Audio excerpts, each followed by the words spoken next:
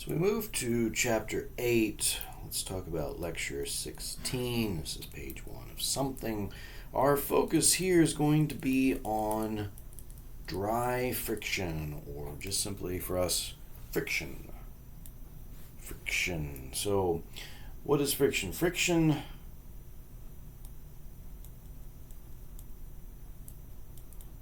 is a force parallel to the surface causing it, and opposite of motion or tendency of motion. And sometimes that is a bit challenging to figure out what direction should it actually be. You kind of have to think about, well, all right, if it was actually going to slip, what direction would it actually slip? What direction would the surfaces be moving? And the friction is going to oppose those directions. Okay. We'll see more of that here. I apologize. Let me silence this guy.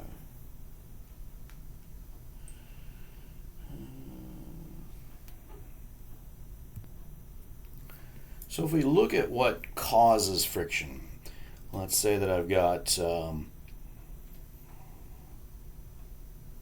if I look at a microscopic view of two surfaces coming in contact with each other, nothing is smooth at the smallest view.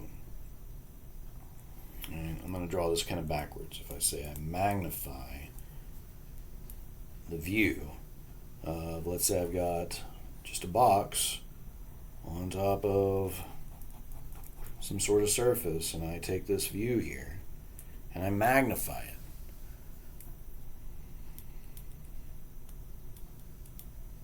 I would see something like this at the smallest level.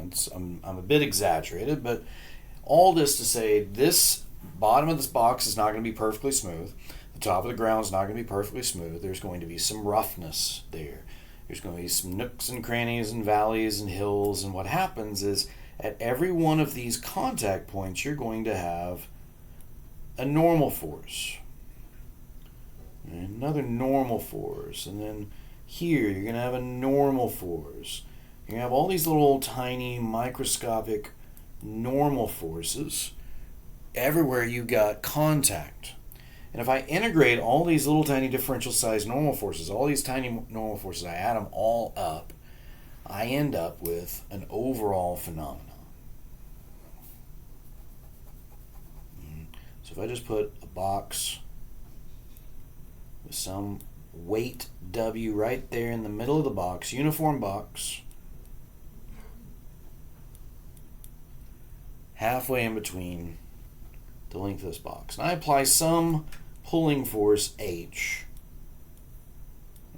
pulling force P at some height H to this box. And if I go look at the free body diagram then for this box, well, I've got my W, my weight, again right there at, we'll put it down here, half of L. The other side, half of L. Again, we'll apply force P at some height H. And then what other force is being applied here? Well, you're going to have a normal force. And that normal force is not going to be right here in the middle.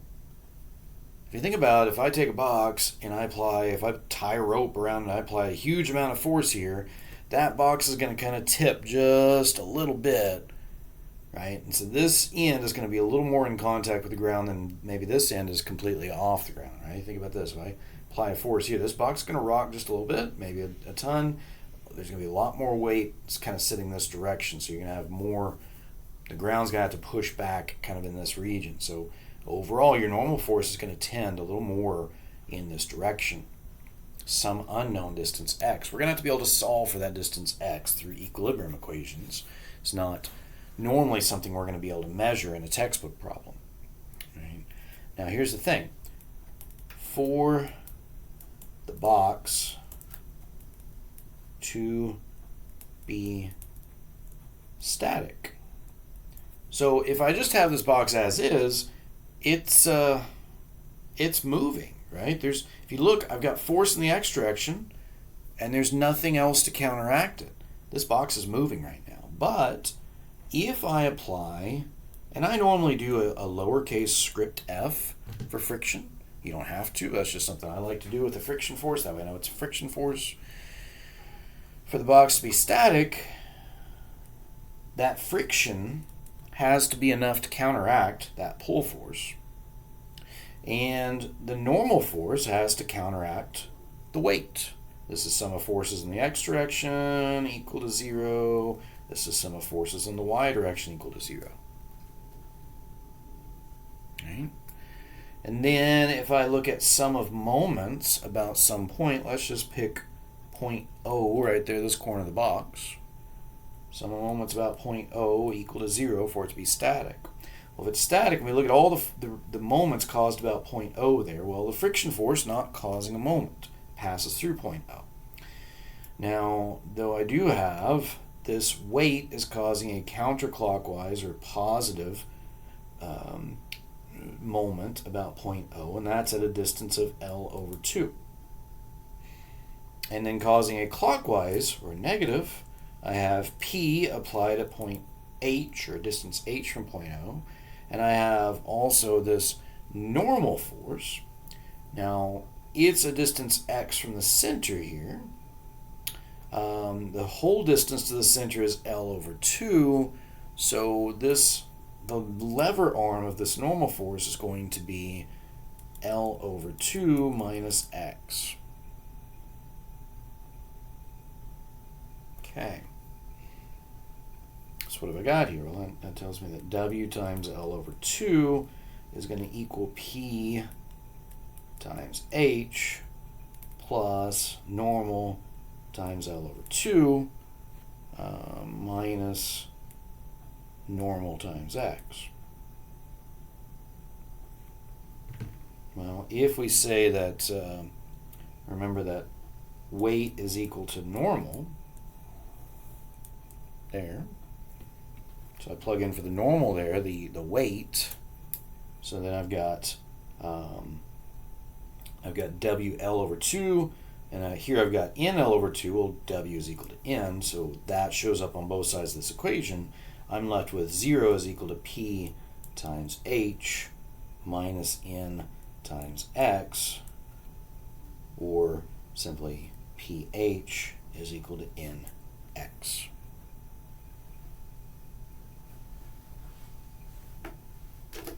And then here's the question. What if we do this and we get to this conclusion and we realize, all right, for this to be in equilibrium, for this sum of moments to be 0, this has to be true. And then we say, okay, well, what if P is large enough such that X is greater than L over 2? You should pause that and think about that for a moment. I'm going to take a drink real quick. Again, we're saying what happens if X is greater than L over 2? Where does that put X, or where does that put this normal force? Remember, X is describing how far from the middle is this normal force. If we find X is equal to 3 times L, and that puts the normal force out here, well, does that make physical sense? Can that happen? Can I have the normal force out here? And the simple answer is no. There's no way. What's happening is the box tips over. The box tips over.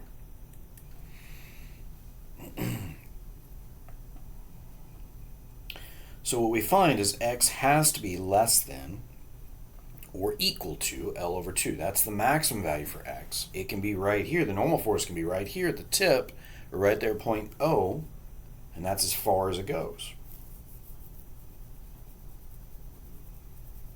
Okay. Now, let us look a little more at some theory here.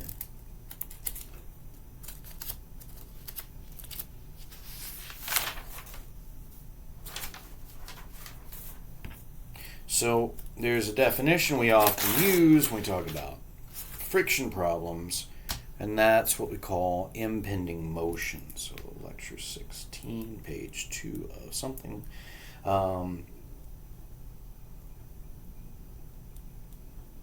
When an object just starts to slide. So an object just starts to slide. This is called impending motion. When the object just starts to slide, we reach this friction is equal to the maximum value. Friction reaches its highest value, and its highest value is the coefficient of static friction times the normal force.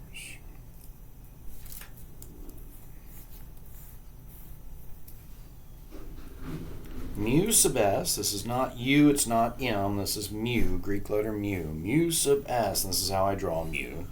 Draw mu however it makes sense to you, is fine with me. Mu sub s is what we call the coefficient of static friction.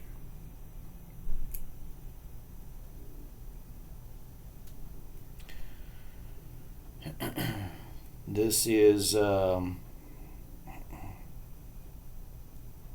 it's for surfaces not sliding. Mu sub k is what we call the coefficient of kinetic friction.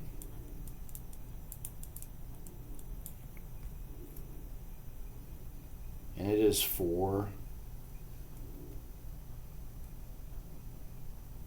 surfaces when they're sliding relative to each other. Once they start sliding, we change to mu sub k, and what we find is that mu sub k is always going to be less than mu sub s. The maximum value for the friction occurs when we hit this mu sub s times n, right at the point when the object's just about to start sliding. As soon as it starts sliding, remember I said earlier, there's all these nooks and crannies. These two surfaces are not smooth. Once they start sliding, these nooks and crannies, these little craggy peaks, the sharp points start breaking off. And they start becoming like little ball bearings, and they start filling in the little nooks and crannies, and they make a smoother surface when they start breaking off. And so once that occurs, then we convert over to kinetic friction. And if I can continue to apply the same amount of force P, and the friction suddenly decreases once it gets going, once it starts, the friction decreases, well then, if I can continue to apply the same amount of P, I can get the box to go ahead and speed up a good amount, and we get going, and then you start going about as fast as the P that you can apply to it, and then it becomes a dynamics problem, which I'll leave that to the next class.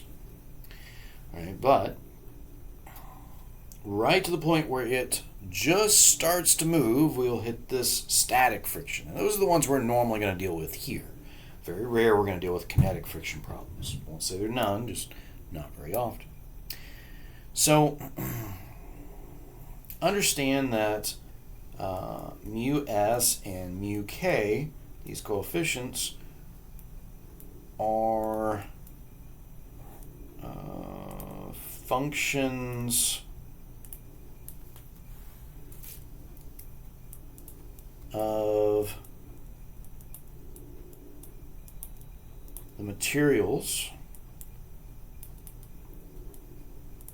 used, right? Sandpaper against metal is going to have a different coefficient of friction, a different mu-s and a different mu-k value than, say, that same sandpaper on ice. Or if I put ice on ice, or if I put Teflon on ice, or some sort of plastic against ice, it's going to have a very low coefficient of friction, both mu-s and mu-k. Smooth surface on smooth surface, but rough surface on a smooth surface will have a much higher coefficient of friction, so much higher potential friction force can be applied based on the other parameters. So the friction is going to be dependent on how much normal force is present, at least the maximum amount of friction that can be achieved. So what we find then is, okay, well, how do we find these? Well, they're functions of the materials used. They are often determined or measured experimentally. All right, so the good news for you with the textbook problem is you're probably just going to be given a coefficient of friction, or it's going to be the unknown that you're solving for, and you'll have enough algebra to find it. But that's normally, in most cases, they're just going to say, well, the coefficient of static friction between these two surfaces is this. And they might give you the kinetic friction, and they'll say, what's the friction? And you'll have to figure out, is it sliding or not? And then that determines which value of mu you're going to use. But yeah, these are things that are normally going to be given to you. In a real world situation, you'd actually need to go out and experiment and determine it, unless somebody's published really good, repeatable and reputable work on, that somebody else has gone out and measured it for you, and you can trust the source. If that happens, then you can use that value. But it's pretty rare that you'll find exactly what it is that you're looking for. Alright, I'm looking at the time on this video, and that is long enough. I'm just going to start the next part from here.